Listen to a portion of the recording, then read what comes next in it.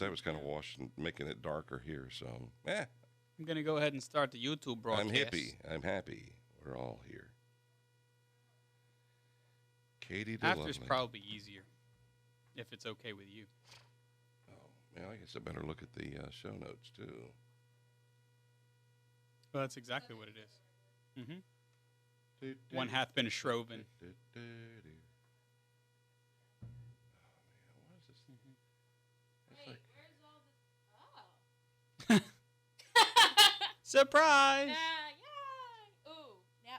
Oh, I like that this is above each other rather than left, right, left, right. Yeah, that's the best I could do. You do well. yes, very well. Sir? Lee Ma'am? Iacocca? What? Listen, last night. Are those new glasses?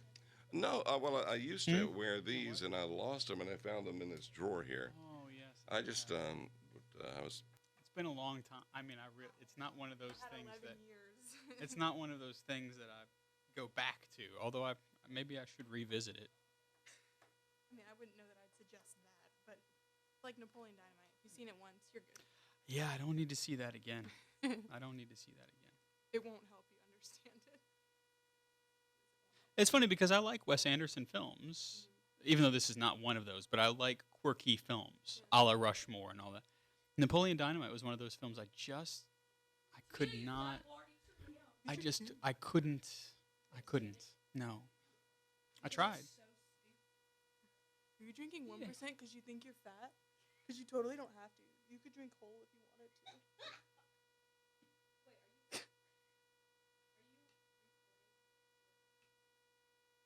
Yeah, I need to restart. That Francis's election. That's what that was. To the Cardinal Cave? Yeah, this is them pledging their acts of obeisance to the Holy Father. Yeah. Yeah. Yeah. Not anybody can actually see all the way back there to our our digital suite.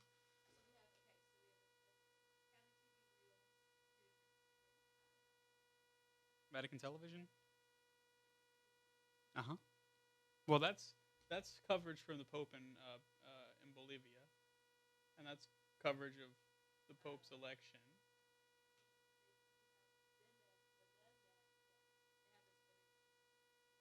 On the YouTube.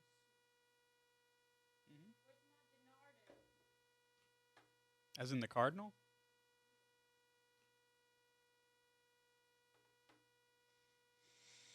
Yep. Weekendy. I don't know what I did yesterday. Oh, I slept in. I put up many blinds. Well, not many blinds, actually blinds. I did put up many blinds. Not to be confused with duck blinds. You put up duck blinds. Kathleen, I do not think. I think for 2 weeks Kathleen will be off. I don't know why. Jeff is becameraed. On the camera. Jeff is our stand-in Kathleen.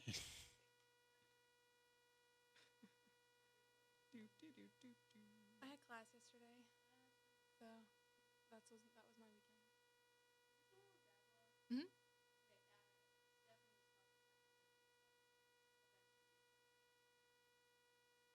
Which one with? And it like a just not the class. It was some type of like the program, the Saturday program. Yeah.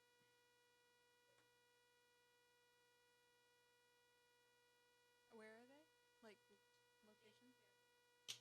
That's not I like far. Fairhope Yeah, I've very been to much. Fairhope. It's not far though, right? I mean, it's doable. Like there's a lady.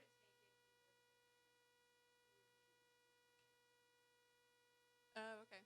Yeah, yeah. I mean, it's definitely like the wind is behind the sails, proverbially speaking. And they're growing the program a lot. So it's awesome. Hmm? I do have the awesome shot that Kathleen had. Don't I? meant to give you the bigger cup, but I forgot. Well, it's 6:35, so 30 minutes.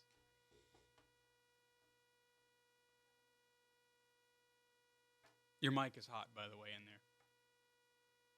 No, I'm just saying. So as soon as you sit in front of it, your microphone is on. So you can't make any Japanese cat noises, or we'll hear it, unless that's what you want.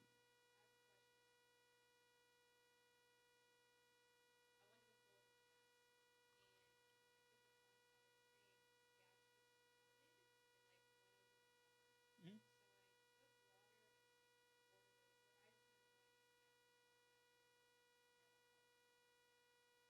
I think you're okay. It is if you set it on fire. I don't think it's gonna like corrode your paint or anything. I think like it's happened to me, and I just take the little squeegee thing and kind of some water.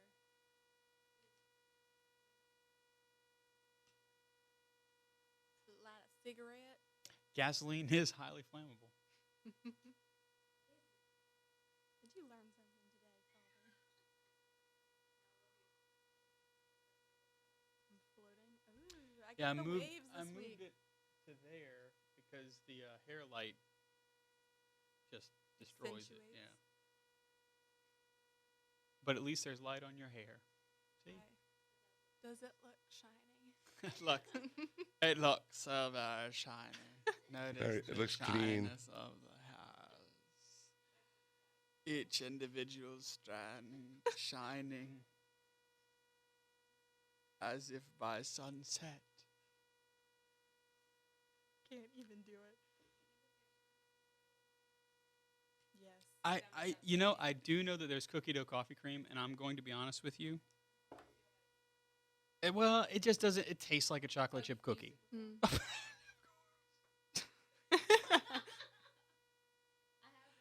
As if. Oh, yeah. Mm-hmm. Snap. Tiny or tidy? Toddy. It's a brand. It's Pharrell's good?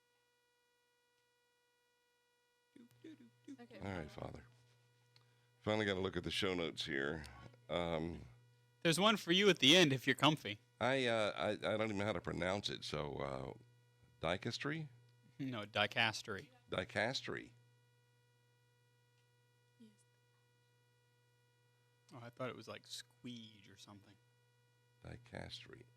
Squeege. 9 communications offices under the authority of the newly established. Oh, it is a flash. You're right. And I am. Maybe I'll print this out here. Let's see. I did throw in a pick of the week. Yes. That's good, Jeff. Peaks of the week. Do you have a pick of the week, Katie? Okay. This is through. I just want to know to ask if you have one.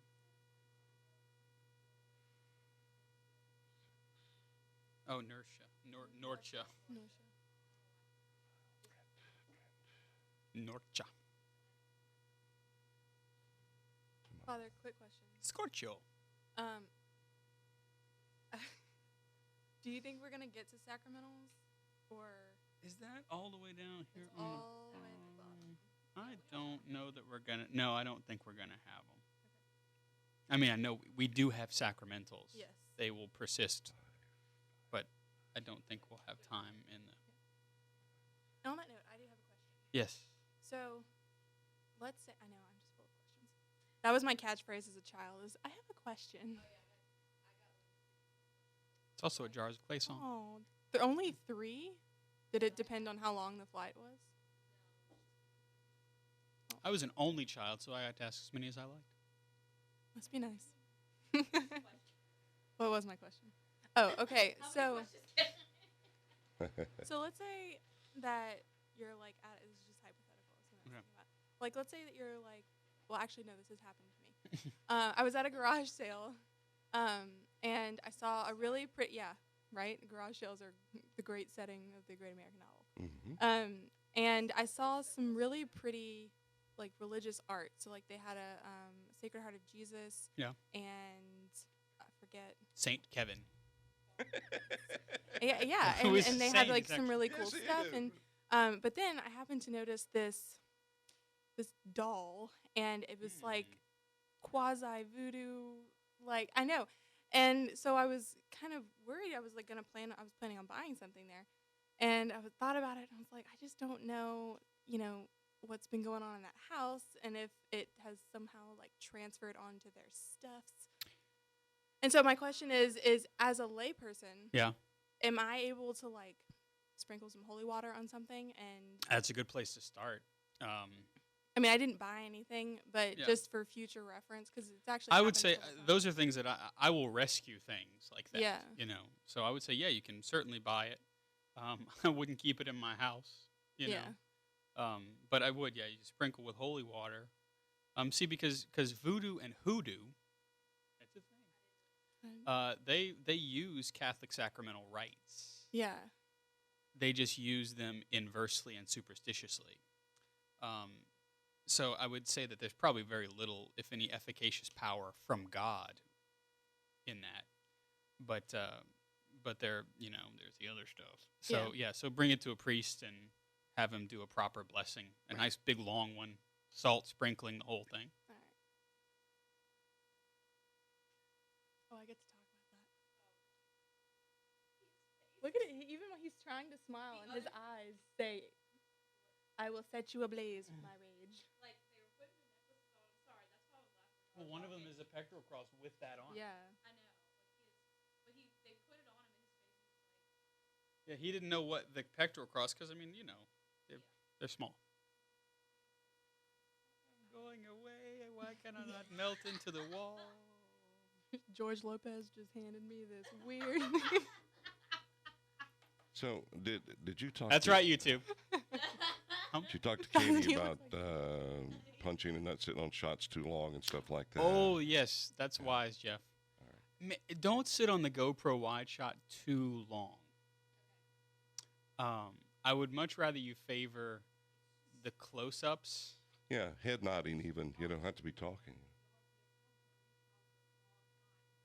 Well, then you see that, but right. So if I'm talking for a long time and addressing the camera or whatever, then you cut to a wide shot. You cut to Olivia going, and then you cut to Jeff going, I couldn't last time. Kathleen was either on her phone and Olivia was looking down.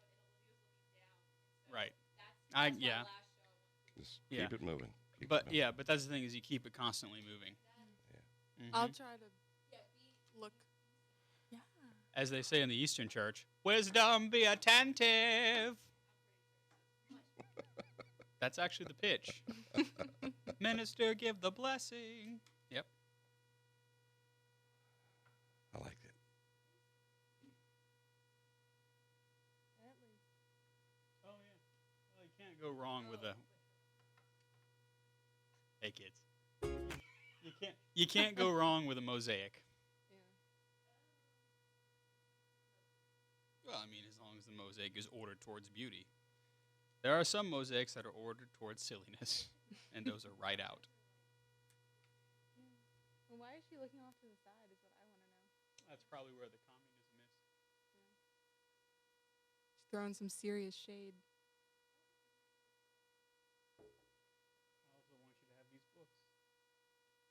And comment on them now, please. Smoke while you are doing so.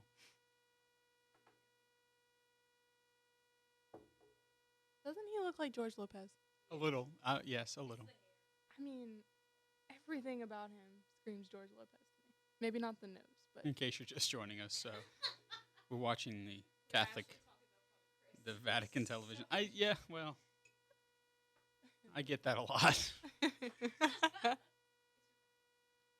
Our parish church has it's that perfectly coiffed hair. It is rather neatly coiffed today, I must say. It's always neatly. I didn't coiffed. do anything to it. As one might read on a T-shirt, I woke up like this. I really did. That All I must be did was nice. go. That was it. Yeah, it must be really nice. I'm told I have good hair. You do have So. very good hair. I just hope it stays up there for a while. It doesn't take a leave of absence. Chances are you're going to be all right. You think? My tonsure is kind of growing in back here. Your tonsure. Your Yeah. involuntary tonsure. What? No, I didn't have it on a loop. A lerp. Oh. They do different things. They read the bit, and then they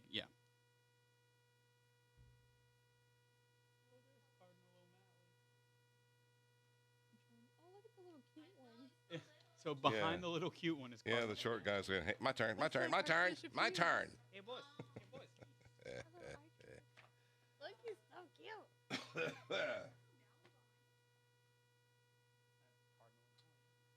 Well, let's see what this thing is maybe up he's just to making it here. Maybe we got the right thing in there. Yes, we do.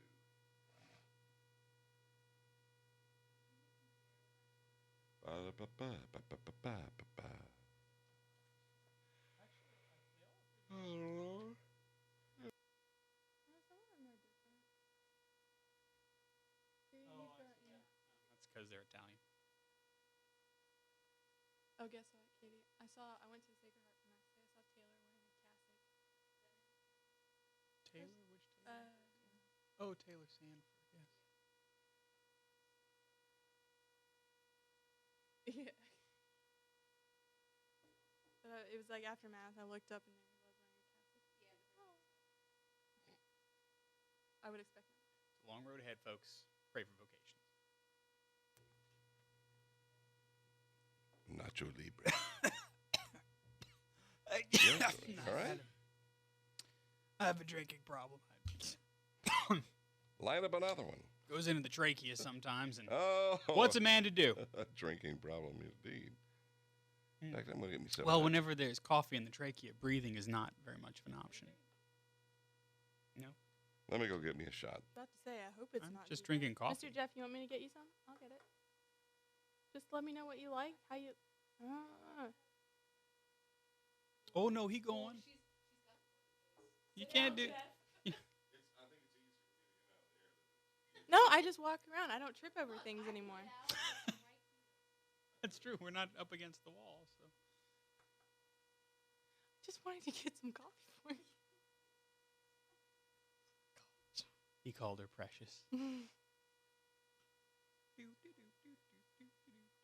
My precious. Well, hey, I wasn't like that one guy who called Kathleen's hair smashing. Said her hair was smashing. Yeah, on the. Oh, in the chat, yeah, Mhm. yeah, smashing. They haven't been the last few weeks. I think we're slowly getting back into the rhythm. Rhythm.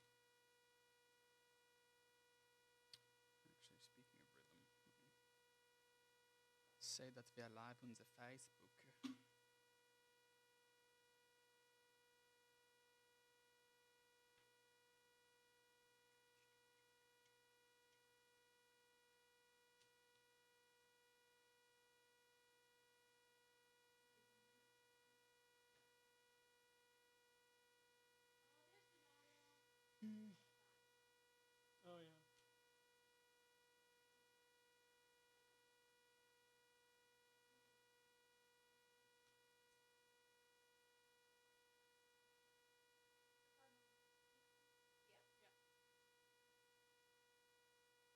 Oh yeah.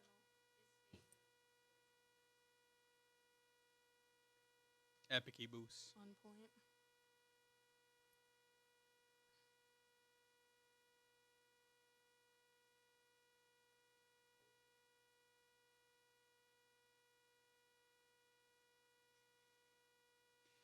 Well, it's like Jesus told Peter, one day there will come a time where you will be led around.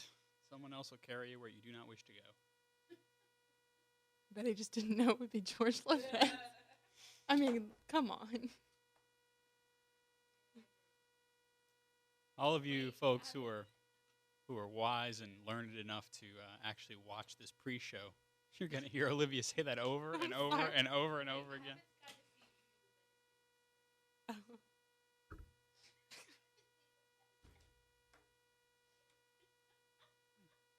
We wish everyone a good day. Blessings to you all.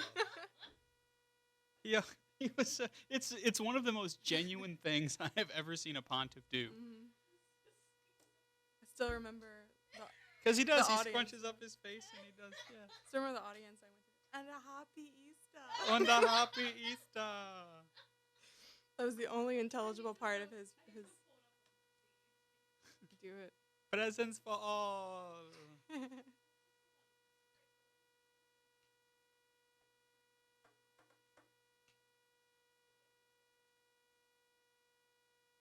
You know, that's a job at Vatican Radio.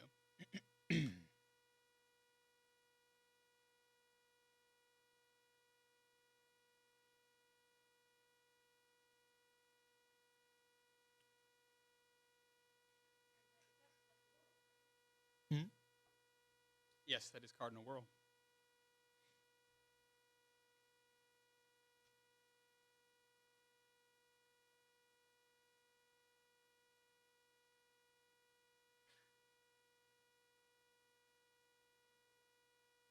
Yes, that's a Mosetta. It's called a samar. A bishop wears a samar with the rochet, which is the white thing that looks like a surplice, and then the Mosetta, which is a symbol of their jurisdiction. The pectoral cross, suspended. It's a cord. Yeah. Mm-hmm. Yep, that's a choir dress that they're wearing. That's what it's called. It's called choir dress.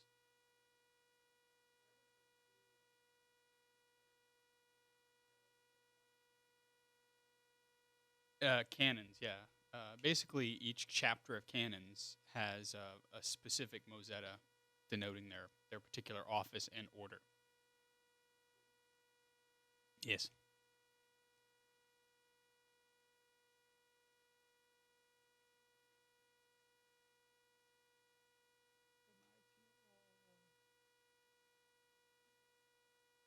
Right. I guess I'll restart it since I don't my head is blocking that shot, but Do we need to move the camera around there or anything? Okay. Me? Yeah. Oh. I think you should hide in the chair and I'll act like you're not here, and then all of a sudden, creep facing around the corner. Yep. All right. You just have to just wait and see. Yeah.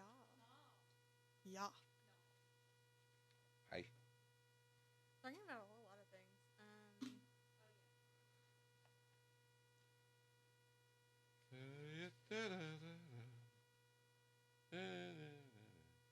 Lots of stuff. Other cards, I don't know what it is, but I only speak German when I'm around you.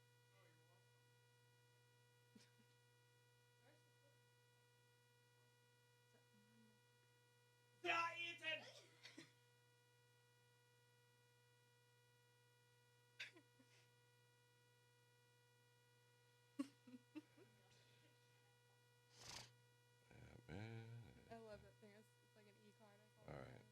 German is the only language when someone can tell you I love you and you'd be both flattered and terrified at the same time.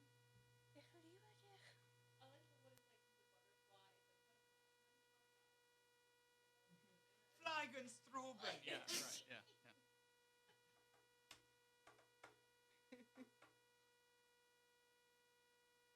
One of my favorite parts about German was that some words, like in any other language, some words are just assimilated into the language. So like der T-shirt or der, That's right. der Computer, Der Computer.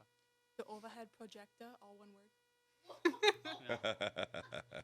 Das ist ein overhead projectoring. But you do that so well, Olivia. Oh. My favorite is outlet is die Steckdose. It's my favorite. That's like my favorite Spanish word is grapadora, which And, which actually has two meanings. It's either stapler or boombox. Oh, Right. wow. I think if you made a stapler that doubled as a boombox, you would have something on your hands. Yes. Dunce, dunce, dunce. 5 minutes until showtime. Places, everyone. Places, please. Oh, I promise I'll Yes. stop talking about George Lopez now. I will not mention it. Yeah. Okay, so we start with innovation. Ooh. So, Katie, let us know if you see that where the mic is, eh? I'm not that short. I think she's complaining about the level of her mic. I'm not. I know. I meant like he said. Let me know if you can see it. Oh, And I was like, yeah, I can. all right. It was a veiled insult, totally, Katie. That's because That's the way how Mr. Jeff Jeff rolls. rolls. Yeah. Ah, get out of my head. Jinx, owe me a soda. Soda? No, we don't owe people sodas down Yeah. here. Oh, I'm sorry. Can I have Boss pop? has soda? No, certainly not pop either. Pop's Give your me your- father. Coke's a beverage. Give me your coffee. Now. Coffee gifting. Yeah. I love my styrofoam mouse pad, Jeff. That was Or that Father was me. Chris. That was the best I could come Had up nothing with. to do with that. Oh wait, I am short. I have to look all the way up. What, over the mouse pad? I don't. All right. On that note, let's pray. In the name of the Father, the Son, and the Holy Spirit. Amen. Almighty God, we give you thanks for the gift of these new media. We ask that you help us to use them for the spread of the kingdom of God and the gospel message. We ask that you help us to say things that will help on the road to salvation and not to say those things that hinder it. We ask, O Lord, also that you would protect our broadcast and our equipment from the deadly attacks of the enemy and hear the prayers of those who watch us live. We make this prayer in the name of Jesus the Lord. Amen. In the name of the Father, the Son, and the Holy Spirit. Amen. And as they say, we'll see you when we see you, which is actually in like 3 minutes. So Where did Jeff grow? he's adjusting. He's turning switches and adjusting things. Okay, so you and Jeff are on the bottom, and Olivia and the GoPro's on the top. Got it. That's weird. Who's weird? Thank you. Yeah. It's the GoPro, and then it's the Decker. All right, gang. We'll see you in a minute. I believe Jeff is going to bring us to network for a moment.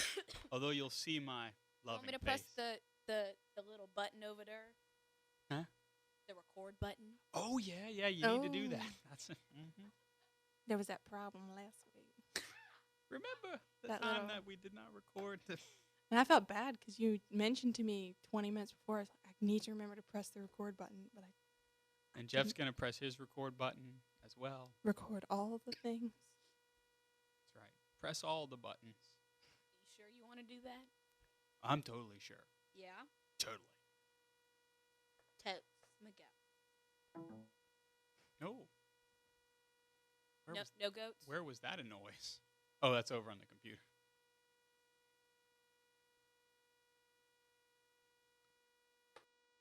Of helping to equip Catholics that they might know the fullness of the faith so that they can share it. And at the same time, untold numbers are tuning in that aren't Catholic, and they're getting the fullness of the gospel that only we possess as Catholics. God bless you. This is your station. Catholic Community Radio relies on listeners just like you. This is your station. Donate online at CatholicCommunityRadio.org. St. Patrick Catholic Church is proud to underwrite Catholic radio in Baton Rouge. Come celebrate the Eucharist at St. Patrick's Parish in Parkview Oaks subdivision on Brogdon Lane, just off the corner of South Sherwood and Coursey. On the web at stpatrickbr.org. Lisa Flood and Susie McKenzie bring you stories of conversion and reversion to the Catholic faith on the next Kingdom Road. Each week, you're invited to grow deeper in your relationship with Jesus as we live and learn the Catholic faith together. So come with us, meeting divine inspiration from fellow travelers as we journey to heaven together on the Kingdom Road. Don't miss Kingdom Road on Monday at 3:30 here on Catholic Community Radio.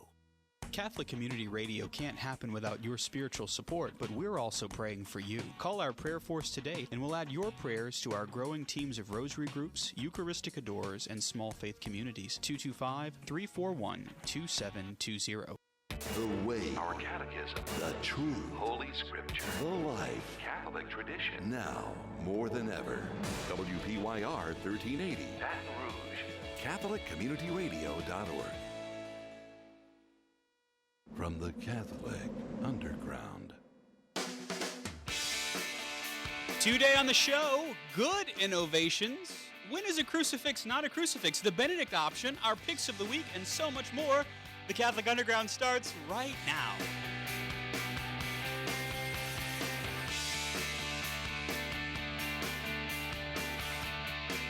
We are reluctantly crouched at the starting line, but it is time for the CU Weekly. We're cutting through the noise of the digital continent.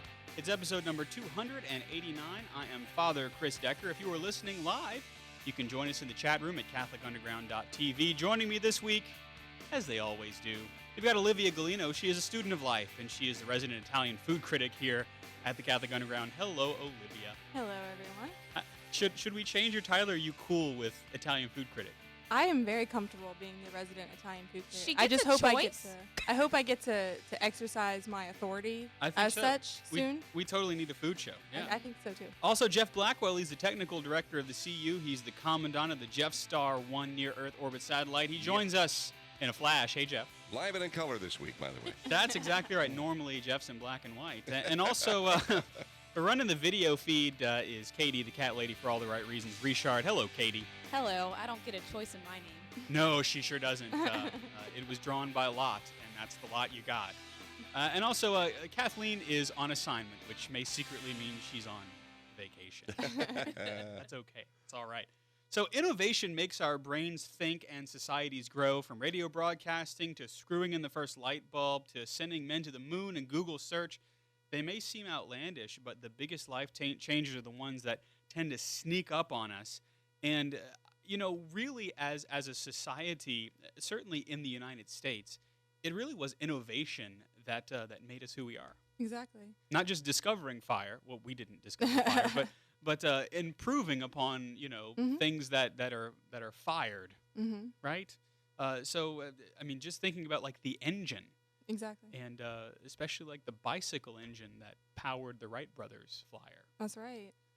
Yeah, and what's funny is that people kind of tilted their or looked down their noses at the Wright brothers and called their activities ridiculous or kind of a waste of time. And I mean, where would we be now if we didn't have? And so many innovations, they do tend to kind of sneak up on folks. And in fact, in a Time.com article speaking about innovation, there's imagine this. So here's the gist, right? So whenever there's an innovation, like let's say the laser, right? I've never heard of it. Is the first stage. Then I've heard of it, but I don't understand it. Yep, I hear Think about the first time you experienced a laser pointer. Oh, it's neat. It's just projecting a little dot onto the screen, and my professor has spent $900 for one of these things, and it's the size of a Canon, and not a printer. Let's see. I understand it, but I don't see how it's useful. Why can't they just go point at the board? Yeah, exactly. I see how it could be fun for rich people, but not for me.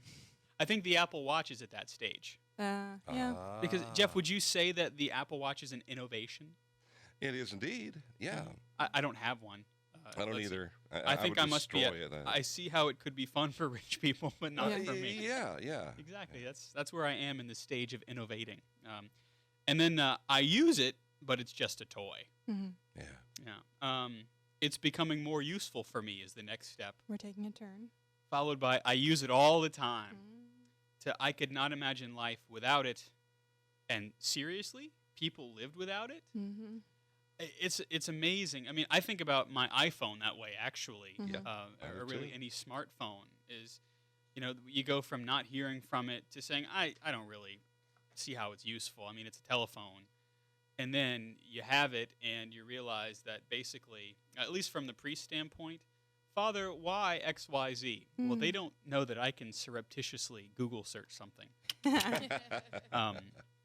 And then to actually have kind of a little catechetical thing right in my pocket, wow.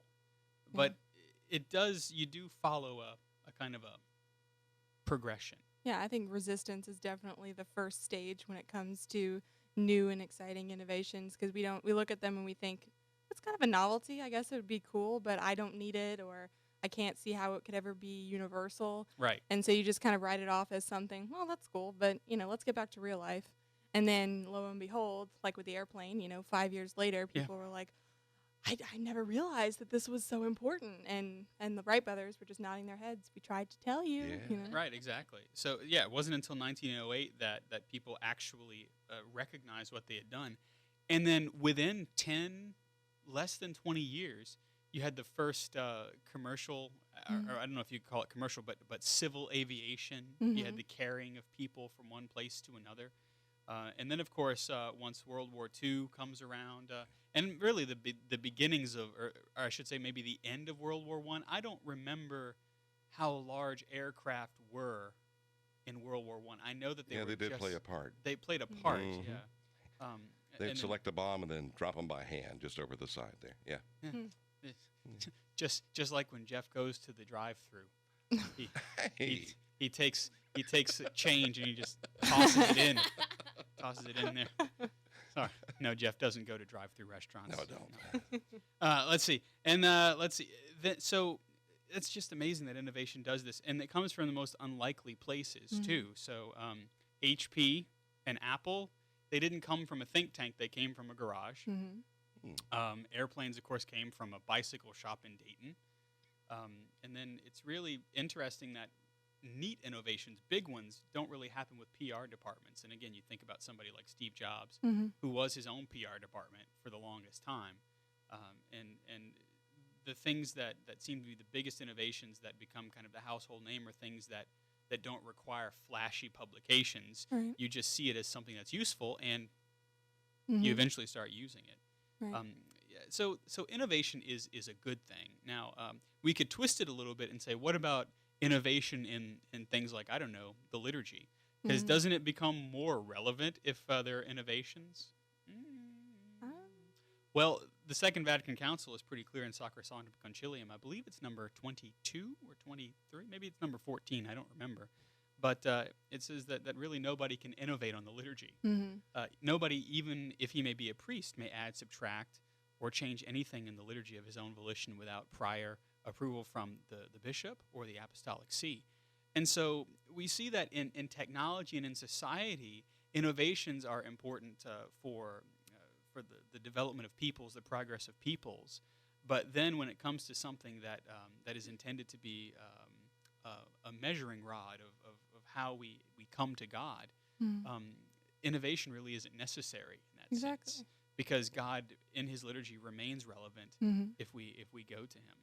So anyway, not that we needed to turn the religious corner, but it's worth saying that not all innovation is bad, but not all attempts at innovation are good. Right. I mean, you have to know when you can improve on something and when you can't. And the Mass is one place where you can't improve on what Christ has already established in the Mass. So, things like technology and smartphones and starting, we can see the first little bits of that all the way back to the Industrial Revolution. And that's just, we can see a progression now. And that's because we're human and we're working with human materials and we're trying to make things better. We're always in a state of becoming, Yeah. But when it comes to the Mass, like, that's something that's really not in time. That's looking towards heaven, and heaven doesn't change. So I'm glad that heaven doesn't change. Me too. Because I'd probably lose my way. And I don't think that's possible in heaven, to lose where you are. So that's a good thing. God is the unmoved mover. So it's beautiful to think about heaven as a place where there is no need for innovation because it simply is. But would you say that that experiencing the innovations of technology and in society can give us a hunger for that thing which does not change? Yeah, I think you have a point there. Because we look at things that are transient. I've had this computer for 5 years, and suddenly it's not working so great anymore, so I guess I got to get another one. And then I think about, how many computers am I going to have to own in my life? And I just feel like that you can really see, and especially when in our technological age, when things are kind of in and out of style within a year or 2 years, that you really see the transience of things. Like when I think back to my first cell phone, I'm just what was that brick? How did I use that? And so I think that definitely puts me in touch with, well, all of these things do change, but what doesn't? And so I think you're right. That's right. So not all innovation is bad, but some of it is unnecessary when it comes to the things that are eternal. Well, we hope that was heavy enough for you. We're the Catholic Underground.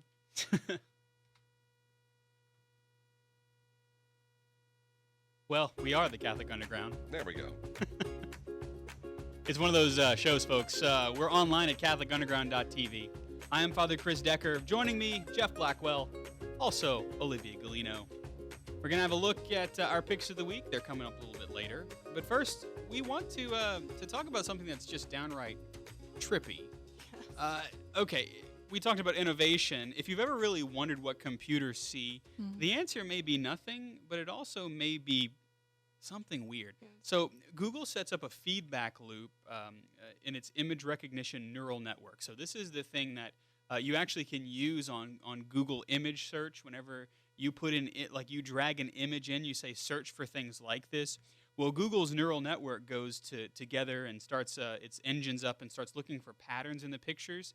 But whenever Google attempts to kind of see how this works, it creates some really terrifying hallucinatory images. Yes. So this is the thing, right?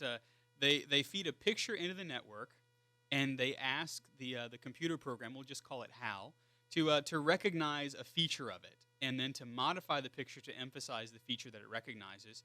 And then that's fed back into the network, and then it says, okay, now recognize features and emphasize them based upon this thing that you recognize. So it's kind of like an infinite regress. And so at a low level, the neural network of Google might just detect like the edges on an image. So it looks kind of like an impressionist painting. Mm-hmm. But say you ask Google to find animals, right? So find a dog in this painting, this painting from Victorian England. Well, it's really a disturbing hallucination that shows up. So you see like a dog at the end of somebody's hand, and you see a dog in somebody's face, and then you see a dog making up horses, and it's really kind of strange. And so not that we need to spend a whole lot of time on this, but I wonder if this is really what a computer does see as it's learning, because Google is really putting a lot of resources into this to help us as human beings to help make our lives easier. And so, I mean, I wonder, Jeff, if this is going to be what becomes Skynet and overtakes us. Oh. And how does a computer see me, True, yeah. That's the thing that hit me as you were talking about that, because you can find, I guess, really objects and everything. Clouds come to mind immediately, Right. Yeah, and so if you tell Google to look for animals in clouds, we'll put a link in the show notes. You will see some of the strangest, most hallucinatory images. I don't know. Goes way beyond surrealist paintings and things. That's right. And speaking of surrealist paintings, Bolivian President Evo Morales may have wanted to ask a priest first when he presented Pope Francis with a very unusual gift. You may have seen it on the social media, but Olivia, it looked like a hammer and sickle with a corpus of Christ hanging on the hammer bit. Well, it looked like that because that's what it was. Oh. And if you have seen the picture of it, then you've probably seen Pope Francis's face right next to it. And I think the look on his face really says it all. The mix of shock and just what's going on right now? Is this real? Is this real life? And I think that the shock and awe value of it comes from the fact that it is a hammer and sickle, and when we have to think about what that is. I mean, we come from a democratic society, but we're not immune to images of the hammer and sickle. And so we know that it's an offshoot or a product of the socialist revolution. Right. And so the symbol actually is a symbol of work. Right. Right. It's the hammer is the workers, and the sickle is the peasants. Right. Okay. Yeah, that's right. Something like that. And so it's something that it's looking at work as the kind of fundamental unit of the society, and it's disturbing to see Christ put on an image like that. Not to say that Christ didn't work, because obviously we know that he did for at least 30 years, and then his He did. ministry definitely counts as work. He I would say. certainly used a hammer He in did. his life. And possibly even a Possibly a sickle, You yeah. never know. Yeah. But what's disturbing about it is because I think we still understand symbols on a certain level, Yeah. and so what's disturbing about it is that we're taking something beautiful like the cross. The cross is Christ's throne, and what are we doing to it? We're taking away his throne, and we're putting work behind it. We're saying that Christ died not for our salvation, but that he died for good labor conditions, and it completely devalues the gospel. It devalues his death, and it's confusing to a society to see Christ hanging on a cross like that. Yeah, and those are the things that that are important when we talk about symbols, because the world in which we live today is trending very much towards a kind of this new nominalism, where if I don't like the way something is defined, I simply make up a new definition for it. You know, so for example, Jeff, if I don't like the definition of eyeglasses, because I think it's it's lensist, then I might choose another word to describe your eyeglasses. You know, I might call them ocuholes or something like that. You know, and that's the word that I begin to use, and that's the one that I begin to propagate, and maybe it catches on because it leaves out the lens because for whatever reason I don't like tempered glass of any kind. You know, and so I just kind of redefine a word, even though what you're wearing are in fact eyeglasses. Yeah. And so symbols and the words that go behind them, their definitions, are incredibly important. And as you're saying, Olivia, properly ordered symbols have actually one design. Properly ordered symbols draw us in a direction. That's right. Especially if it's religious. Exactly. That's why we have statues and paintings of religious art and themes in churches, because they help draw us into what we're doing in the church, in the mass. But even you see this. I actually saw this as an objection to the gift of the hammer and sickle crucifix. Was someone was saying, well, you know, and you go to Rome and you see these obelisks or these towers. There's the most famous one in St. Peter's Square. And these are plunder from the Egyptian Empire. Yeah. And they were taken by the Roman Empire and put there as a symbol of power. And so we see those things, and if you look on top of it, you see, I forget what's on the top of the one in St. Peter's. But there is like a starburst and I think a cross on top of it. Yeah, and then on others you'll see like the Blessed Virgin Mary or something like that. So you see these symbols of Christ and of Mary, who is also a symbol of the church. Yep. And you get kind of confused. Well, like, isn't that the same thing? They took something pagan or something secular, and then they put a religious symbol on it, and it's the same thing.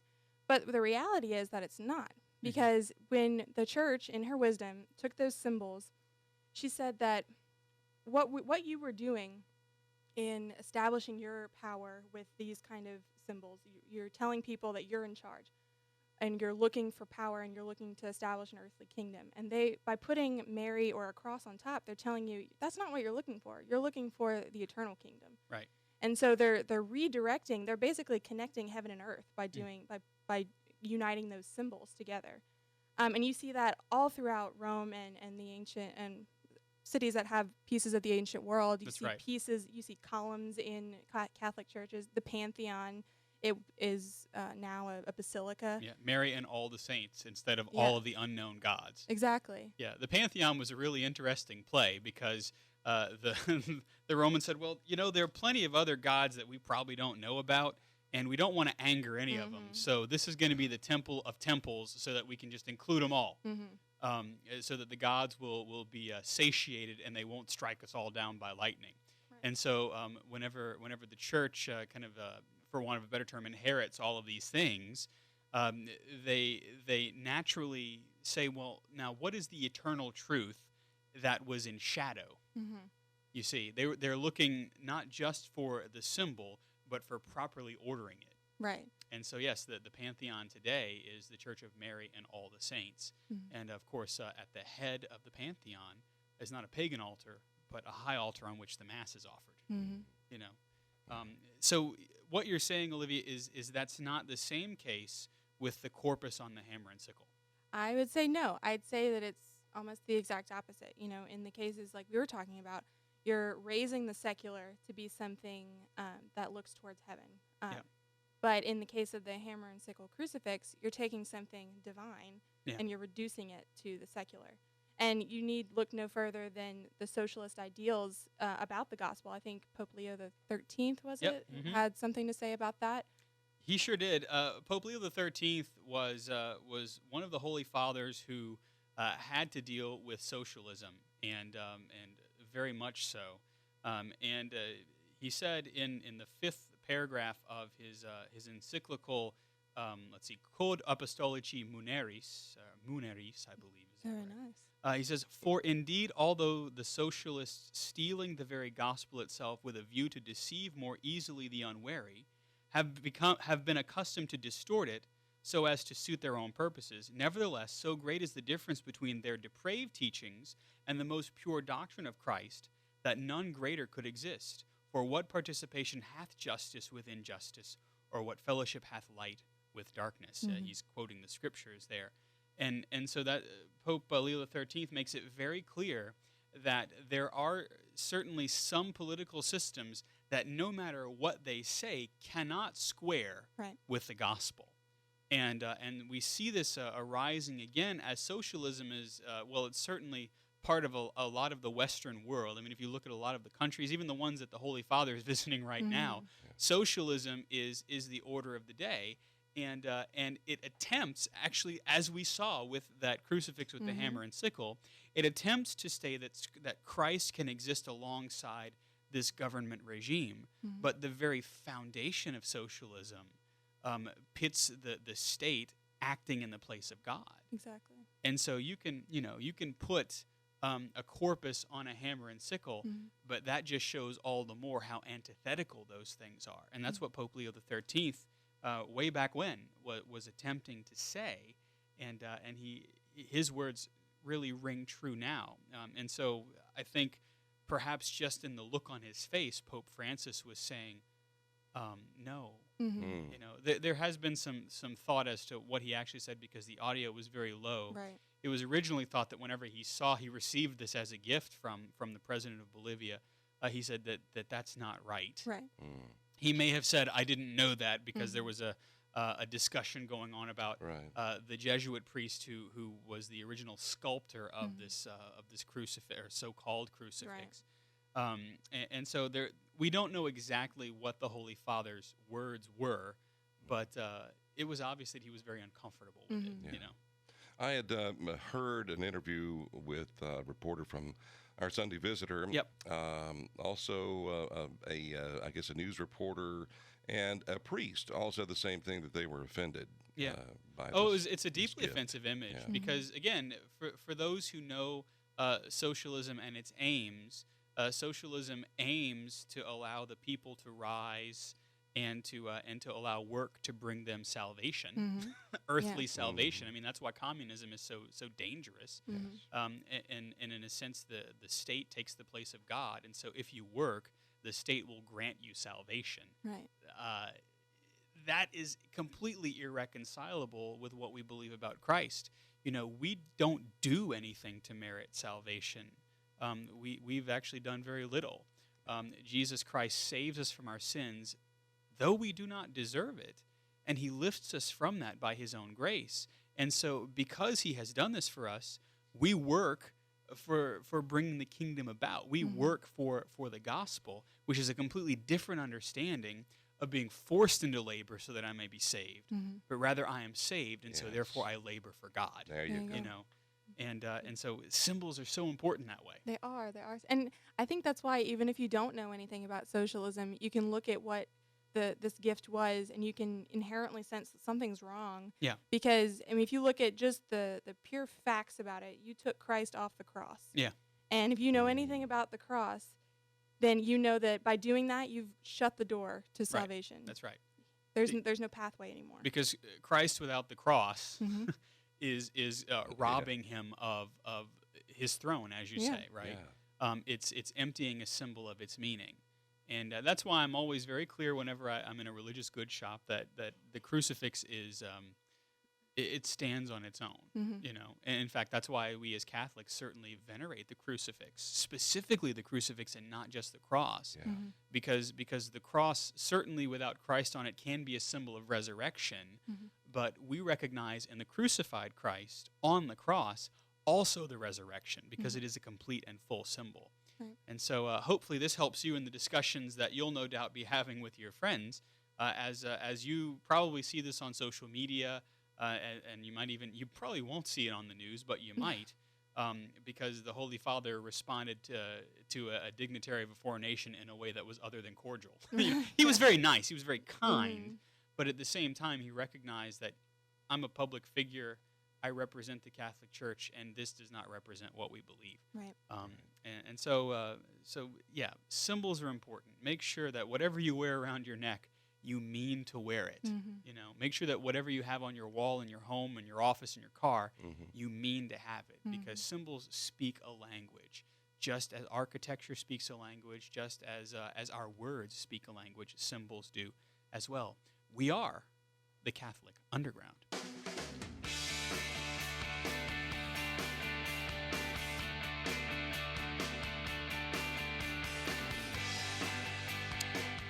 Alrighty, gang, it is the Catholic Underground, and you're listening, and we're happy that you are. I am Father Chris Decker. Joining us, we have Jeff Blackwell in the audio cave there, representing DC Comics.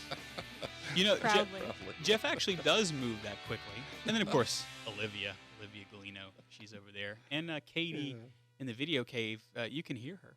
Cheese. That's right. Do you know in Spanish what you say instead of cheese?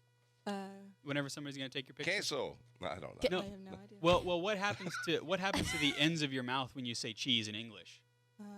They go back. They go back. Cheese. It's to get you to smile. That's why you say cheese. Right. You know, unless you're really mopey and you go cheese. Yeah. Cheese.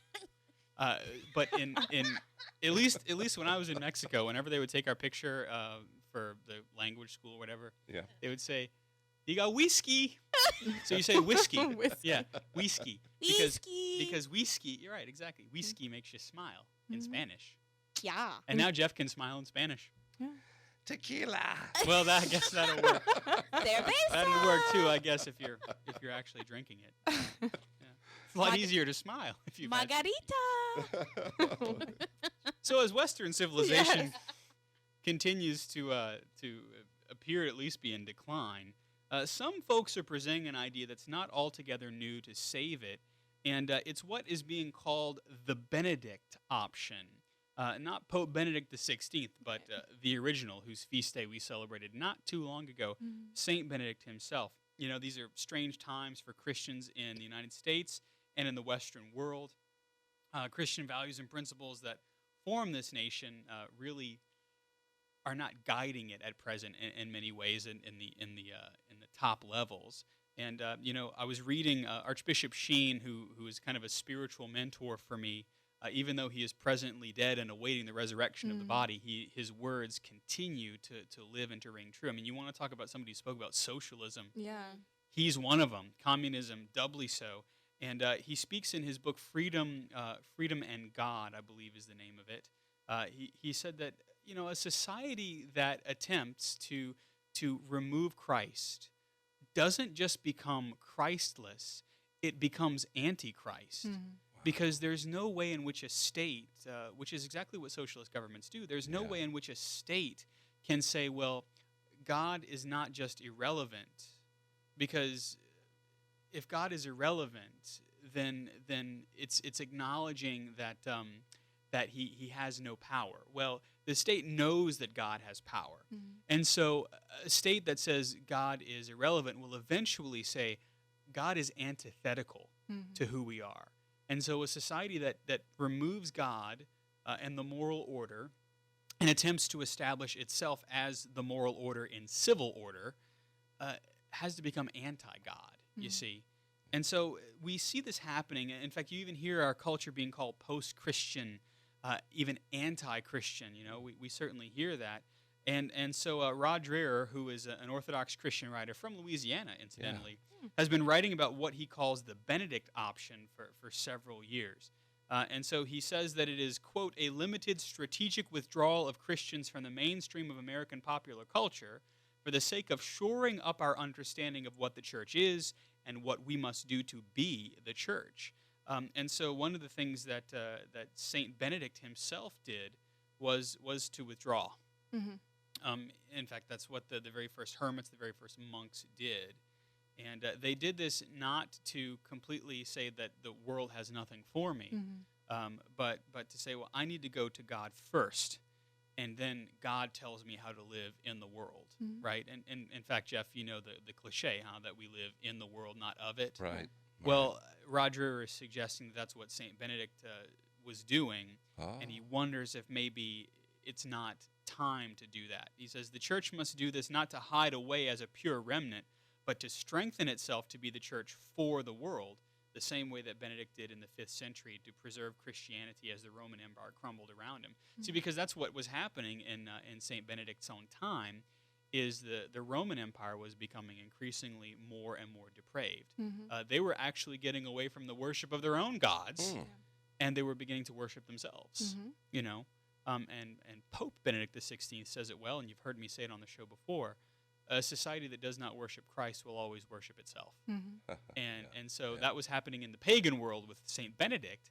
And so Benedict kind of goes off to himself, is like so many of the hermits and monks, and he developed what kind of a five-fold system that Roger suggests. And of course, we like lists. So number one was liturgical. So he lists 5 traits of a community that might be exercising this Benedict option. Liturgical is the first. Well-ordered liturgy. We talked a little bit about that, about symbols and their importance. We talked about how it's important to make sure that innovation in the Mass is unnecessary. And so well-celebrated liturgy, because it is a celebration of the eternal. So liturgy would be the first thing. Number 2, disciplined and ascetically oriented. Of course, Benedict lived in a hole. Yeah. You know, and he was actually content to live in this hole until there were some others that were around him that said, we want to live in community. We want to not escape the world, but we need to be strengthened by Christ. Would you come and be the abbot? And that's what St. Benedict did. A Benedict option community might also have a strong pastor, a strong creed, and enforce it. See, one of the things that Roger is suggesting here is that this is not just a Catholic thing, but that if someone were oriented towards liturgy, as we know many of our Christian brothers and sisters are, there are a lot of churches that still retain a liturgical style of worship. To be disciplined, to be oriented towards simplification of life, to have a strong pastor, to have a creed that aligns in as much as possible with the Apostles' Creed at the very least, and to enforce it, to hold each other accountable. There's an accountability to this.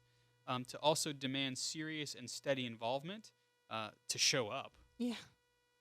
You know, I tell you, that's one of the things in any parish is people showing up. Yeah. That's first step. Exactly. And then open to outsiders who are interested but must not change its practices to be seeker-friendly. That is one of the things that we see happening in our own Western culture, and what many, it seems to me, Olivia, expect the Catholic Church to do. Oh, yeah. We expect the Church to, in order to speak the language of the people, she has to change herself to be like the people. When, in fact, she can speak the language, or a language that people will understand, but while remaining completely herself. Yeah. And it's hard for us to imagine that, because we think of, being part of something as being completely part of it. But it's like you said, like, you have to be in the world, not of the world. And so we don't have to be completely transformed by the world itself in order to be in it and to be meaningful in it. Right.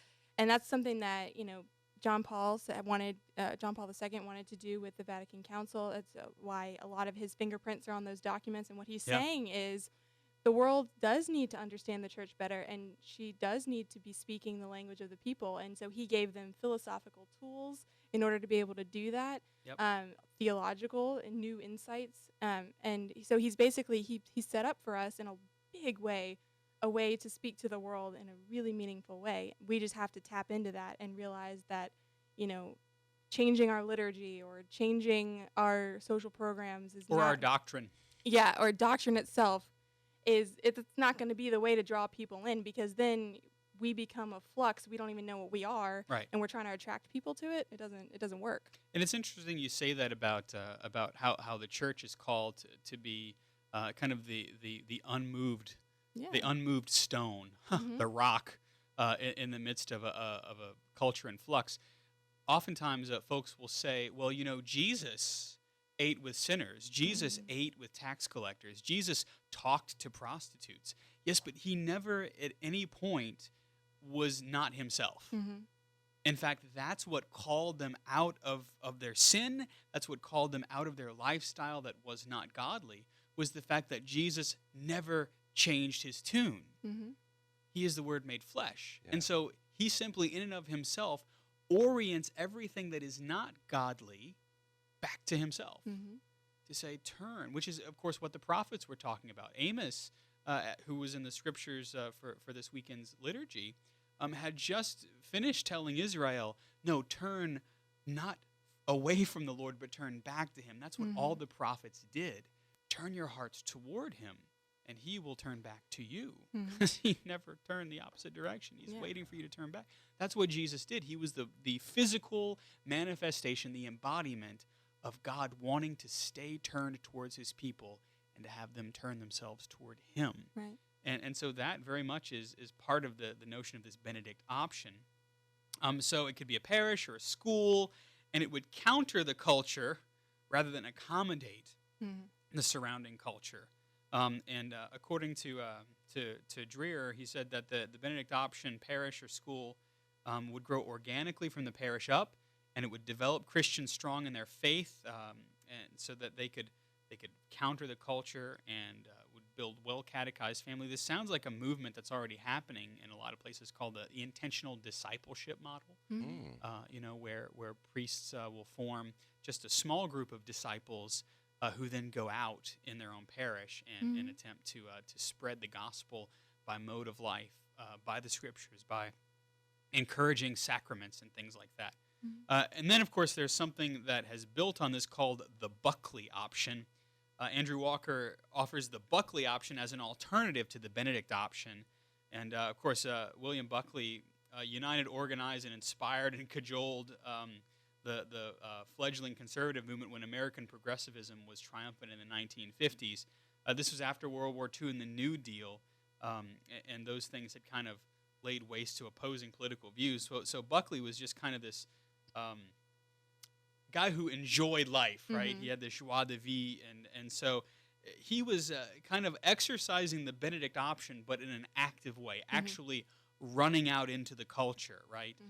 Never shirking from the responsibility of saying, this is who I am, this is what I do, this is what I believe, and I guess to coin a meme, come at me, bro,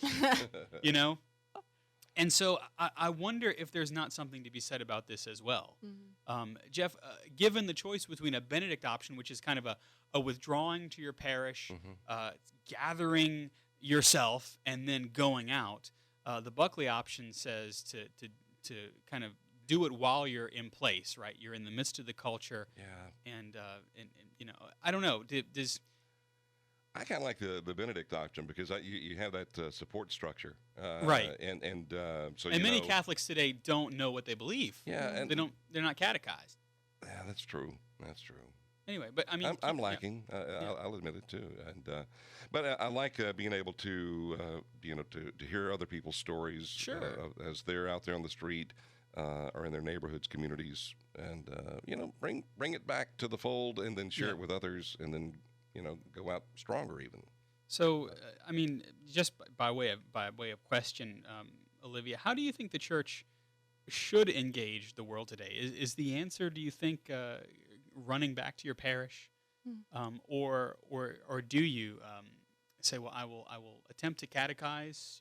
I'll go to mass on Sunday, but I'm going to be out in the middle of it all. Right.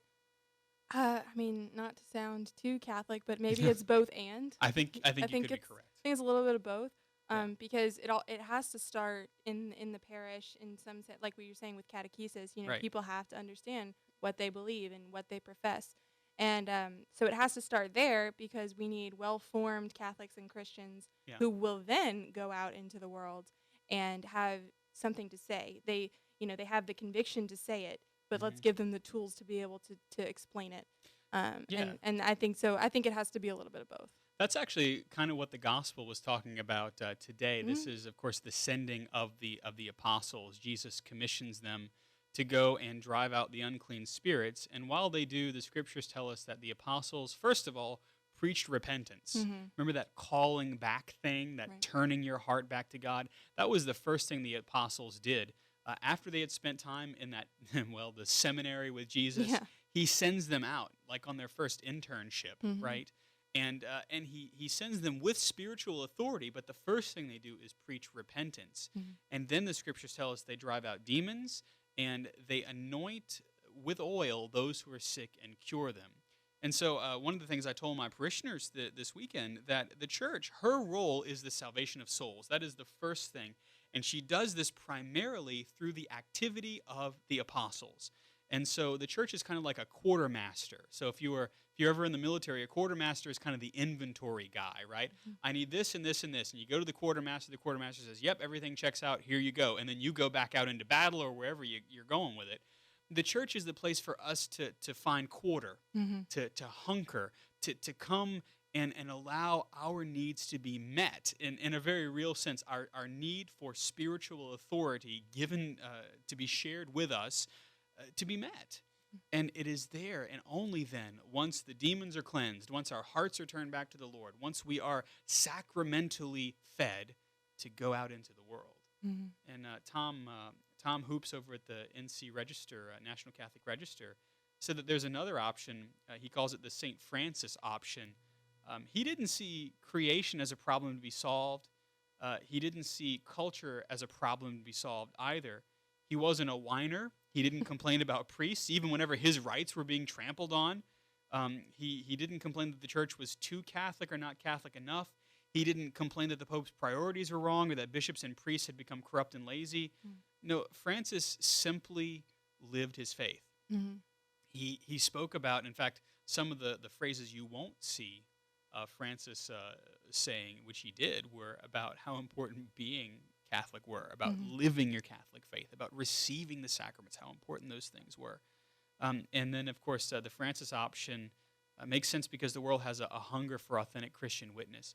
We can't stay shut up in our parishes and just kind of snuggle in the pew, you know. Because it's tempting. It's really, even as a priest, it's very tempting to just stay in the rectory or to stay in the sanctuary and to not go out into the world, to not turn on the YouTube camera, every week. But that's impossible because the world is not averted to Christian witness. In fact, whenever you have a society that is becoming more and more anti-God or anti-Christ, the people in the world tend to be more drawn to like a Blessed Mother Teresa or a Saint John Paul II or even a Pope Francis. And so imagine what would happen, Tom Hoop says, if you and I were more like them. If we really had this evangelical nature to us, even as we were living our faith. Right. And I think you're right. It's something that people are starving for. And I kind of got an image of, what does an animal do when it's starving? It gets very violent and very angry, and it starts lashing out at anything and everything. True. And is that not a metaphor for what we see in our society today? We see very aggressive natures. We see people who are lashing out because they're starving themselves. And they don't know where to turn. Exactly. Right. Yeah. It's just this blind anger because I don't know what to do and I don't have what I need. So I'm just going to I have to do something. And so, I think that's a symbol, not that people don't want Christian witness, that they need it. They desperately, desperately need it so much that they're starving for it. So where do we start, though?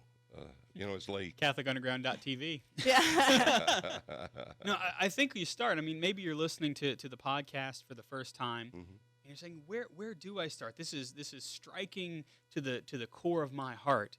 Well, the first place that you should start, if you certainly are a Catholic, is to make sure that you are all readied with grace. I would say that if you were a Catholic, this is the first time you're hearing this. When was the last time that you thought about your sin? When was the last time that you considered the horrific nature of sin? When was the last time that you found sorrow for your sin and you allowed the Spirit to convict you about your sin? Because if we don't start with recognizing our own inclinations towards sinfulness, our own concupiscence, our inclination towards sin, then we're easily going to point it out in everybody else. That's what Jesus talks about when he says, you're worried about the plank in, you're worried about the speck in your brother's eye and you're not seeing the plank in your own. Yeah, That's the first place to start. You're a Catholic, go to confession. Make a good confession. That fills you with innumerable sacramental and sanctifying graces, and that allows you to begin a walk. And that walk that happens after we have been filled with the grace of the sacrament of reconciliation is the walk in trying to understand the how of my faith. How do I genuflect? How do I receive communion? How do I listen to the word at Mass? How do I read the scriptures? How do I pray? That leads to the what of faith, the stuff of catechesis, and then also the why of faith. Why do I believe this? And all of those things can't come together unless I first recognize, as many of our Protestant brothers and sisters say, that I am a sinner in need of a Savior. It's very, very important that way. And so after we start the journey of the how and the why and the what, that leads us necessarily into our parish community, into church, into a living relationship with a living God lived out in the mystical body of Christ in a community. And so that's when you see all these options beginning to come together. And also, I would say, Jeff, too, and Olivia, you might agree, is to draw people around you that want to be holy. Yes. Because we are damned or saved together. There It's you go. true. Yeah. We are damned or saved together. And so if you bring people around you that are also seeking after holiness, and we see a lot of this happening with the Christian movements of young people, they want holiness. They want to get to heaven. And so seek community that will bring you closer to heaven. And maybe then, whenever you have some of the friends who are not seeking holiness, not seeking heaven, you can be like Jesus was whenever he would walk into the bar and sit with sinners. He was completely himself, and he called them higher just by the manner of his life. That's a start, So, I don't know, you agree? Oh, absolutely. Yeah. Katie does this in her spare time. Yeah, she does. It's a hobby of hers. That's right. It's why theology on tap is so important for her. Stop it. No. It's a beautiful thing to see young Catholics living in that intentional community of others seeking after holiness. I think that every day more and more I realize how much that I personally need community, whether it's with friends or whether it's with friend priests that I see myself. It's almost easier to pray. It's easier to stay accountable to prayer because everybody else has the same intentions. And I think that's true. Accountability for the Christian is also very important. It's so easy to actually get convinced of, I don't need to go to confession. I don't know. I don't really have to go to Mass today. But if you have somebody who in a sense is standing like Christ for you, in a very lowercase sense, in the person of Christ, right? If you have another person who's baptized who's saying, yep, I need it, you need it, let's go together, that actually can help to lift us higher. That can lift our mind and our heart to God. And what is prayer? What is true prayer but the lifting of the mind and heart to God? And I think if anybody has ever been in religious communities, has stepped inside monasteries or stepped inside religious communities with sisters, you can so easily pick up the holiness. It's just this aura of holiness because the religious sisters and the brothers are so grounded in prayer and they're so accountable to each other that prayer and the Lord is the number one focus. That's right. And let me tell you, having lived in seminary in community, it's excruciating. It is. It's wonderful and excruciating at the same time because you're constantly being held accountable, constantly. If your brothers aren't holding you accountable by what they say or what they don't say, then you know that the Lord is, and that conviction of the heart is essentially like having poison sucked out of a wound, Sometimes it is extremely comforting, but sometimes it is painful. And the road to holiness, as the Catechism tells us, passes by way of the cross. And it is the cross to which we are called. As Christ shows us on his cross what true redemption looks like through suffering, we also are called to hang on the crosses of our daily life. That we are called to hang with Christ there, and not take the place of him, but to realize that in our daily crucifixions, we will also achieve the salvation that we long for through and in and with Christ. That's like something you hear at Mass, almost at the elevation of the host, through him and with him and in him. Yeah. Wow. I don't know about you, but I think it might be time for that part of the show that we call the CU Pick of the Week. The CU Pick of the Week.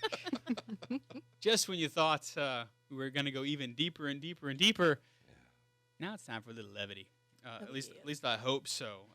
At any rate, well, actually, levity, yes. Olivia, this has been a Pick of the Week before. Oh no. Yeah, Father Ryan picked it. Oh no. But no, that's okay because we can reinforce how important it's time again. It is time again. Because this is levity at its height. Exactly, and it is tiny saints.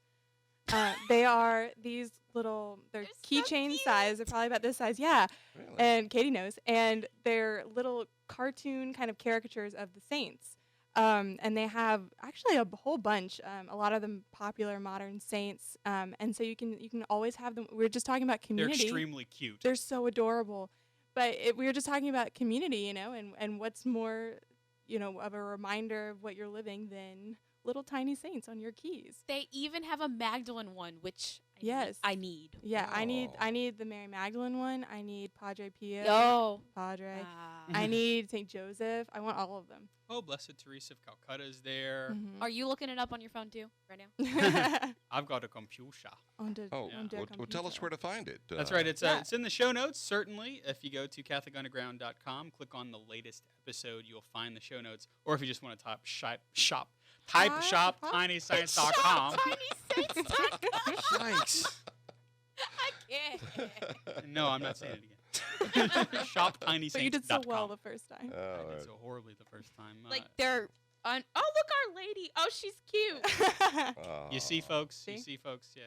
I love the fact that those of you who are listening on the podcast have a beautiful theater of the mind now of what these little keychains look like. Yeah, I think when Father Ryan picked them, they hadn't quite found their instrument yet, and they were like stickers and things. Oh, okay. So they've evolved. They have evolved. Innovation is a good thing. And it all comes full circle. Well, that's kind of what we do here at CU. Katie, I don't want to deprive you of a pick of the week. Do you have one? Yeah. I mean, totally. Yeah. Imagine that. Codes, picks, weeks. No. I was actually just listening to it when I was driving in from Slidell today, which ended up being perfect because y'all are talking about St. Benedict. Mm-hmm. And it's the Benedictine monks from Norcia. They released their first album called Benedita, and it's the Marian chant from their prayer life, and chant is such a prevalent part of their prayer because it is prayer, and prevalent part of prayer. I didn't mean it like that. Perfect. But yeah, and so actually Olivia and I were talking about this because of the 5,000 people in Norcia, 4,000 of them petitioned for these monks to come back. Right. Wow. And this is a beautiful CD. I think it's got 36 tracks on it of just beautiful Marian Latin chant. And so it's important to say that the Benedictine monks chant these offices every day. And so this is kind of a selection of some of the more Marian ones, right? Correct. That of those in the office, and then some that they just sing as well as different parts of prayer outside of the office. That's right. It's not just perfunctory. It is prayer. Stop it. Prodigious. Indeed. So yeah, that's cool. I want to pick this CD up myself because one of the things I miss about being in the seminary, of course, I went to a Benedictine Abbey, is Vespers and Lauds and all those sung offices. They lift you right up, mind and heart, bloop, straight up to God. So good pick of the week. Jeff Blackwell. Good. Yes. Your pick of the week. Well, as a as a Windows NT 3.1 user, I have found a little, I think a pretty cool article for you to. Were you an early adopter of Windows? Oh, yeah. I started off. Don't get me started here, but I will tell you, I started with an Atari computer. Oh yeah, I remember those. and it was expensive back then. Yes, they were. And that was, oh heavens, I don't know. So basically, Windows was just kind of a natural progression for you then. Well, and what it's leading to is that little Windows icon that is popping up on for PC users. Yeah, we used to call it the start bar. Right, the lower right-hand side of the screen, at least on mine, on my computers. But it's the little Windows logo. If you kind of run your mouse across it, it'll tell you upgrade to Windows 10. Oh, so, it's saying that now? Yeah, it just... you have to register and everything. Well, basically, if you just click on it, and this is coming up, what is it, July 27th or 29th? 29th, yeah. Thank I'm you, waiting Olivia. too, Mr. Jeff. Well, I didn't even know there was one. Well, what'll happen is it's going to kind of download in the background. You won't even know it, and then whenever it's ready to install, you'll get the old thumbs up, or give it the thumbs up.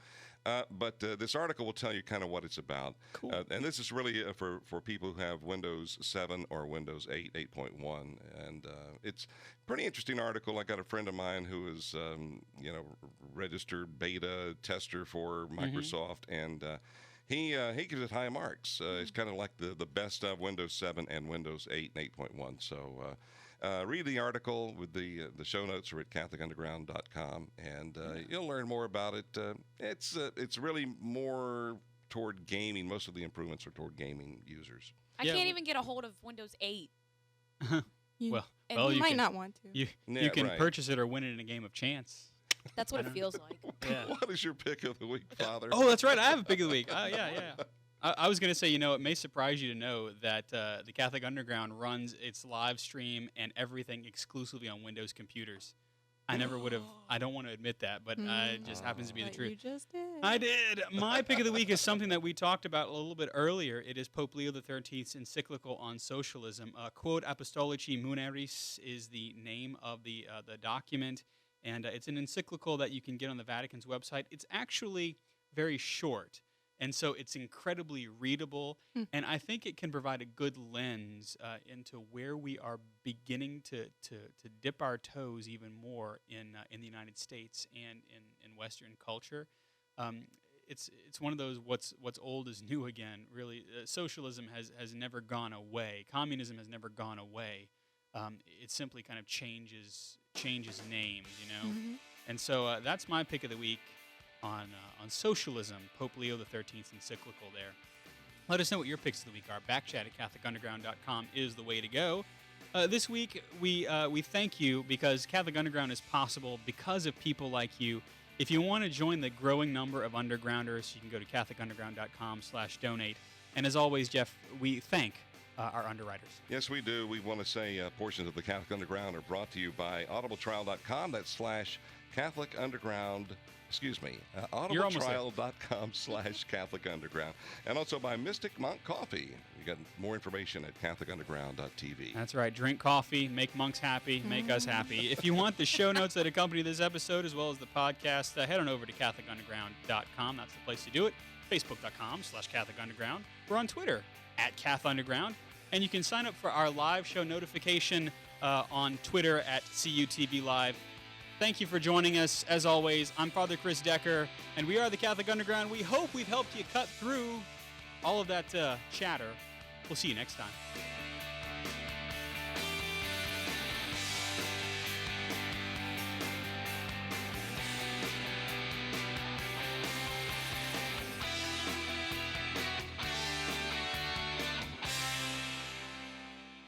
From the Catholic Underground.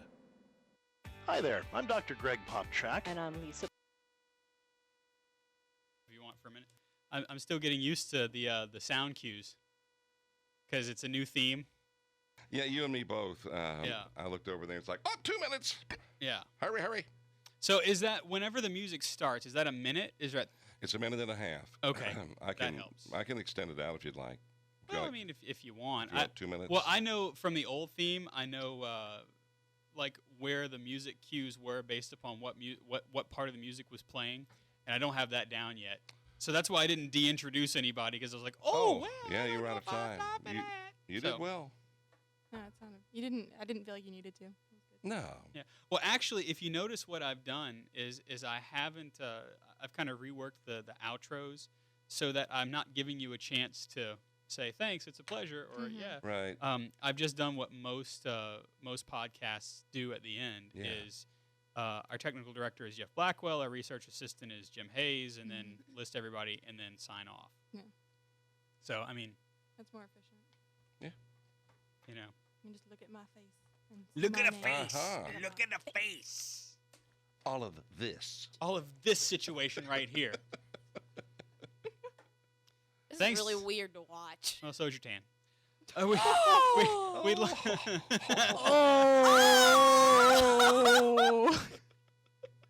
Do you need some ointment for that burn?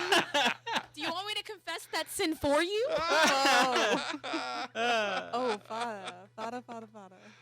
Anybody got aloe? No. That's one of my favorite. That is one of my favorite comebacks. If I don't know what to say, that is one of the ones in my cadre. I hope one day you actually say it to a person who's like super tan. I have said it in context before, actually. Yeah. And that was a glorious moment for you? It was. And I'll give you half a cookie or some stale birthday cake if you can tell me where that so's your tan line comes from. So wish I knew, because I'd love a cookie. No. I'm not even going to try to guess. Well, to those of you folks in the chat room, we thank you, as always, for visiting. Maggie says she enjoyed her Atari 800. The floppy drive alone was $300 in the mid-1980s. Yep. Yeah, I had an Atari. It was a what was it? A 520 ST, or because it had a 1040, but the 520 was $1,000 then. Yeah, that's gracious. $1,000 in 1980. That's too high. It was a little bit. It was the late right. 80s. A lot of Skrilla, cabbage, greenbacks. Yeah. We in the Italiano community call it scanja. Scratch. Maybe the Jersey. Not to be confused with old Scratch. You know. Well, again, to those of you in the chat room, we thank you. We'll see you next week. And this is Father Chris Decker and company signing off. Au revoir.